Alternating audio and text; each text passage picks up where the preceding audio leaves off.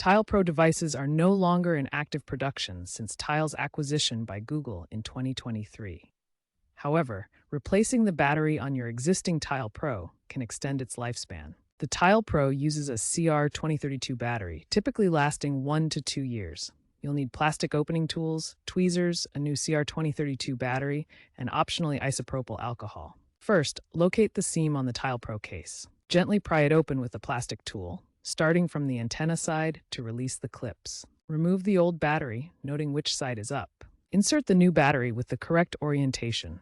Snap the case back together, ensuring a secure fit. Test the functionality to confirm the replacement was successful. Be careful not to break the clips, as this can damage the tracker. If the tracker is old or was damaged during opening, it may be time to upgrade to a newer tracker from Google. If your Tile Pro isn't connecting after a battery replacement, several factors could be the cause. Common causes include a low battery, even if it's new, app glitches, Bluetooth interference, or firmware issues. First, ensure the battery is correctly installed and has good contact.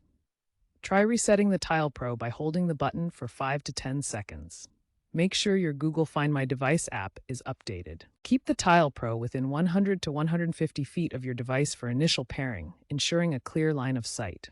If problems persist, a factory reset via the app might restore connectivity, but note this will erase paired devices. If those initial steps do not work, consider issues like Bluetooth antenna misalignment. A teardown may reveal bent internal wires or damage to the board.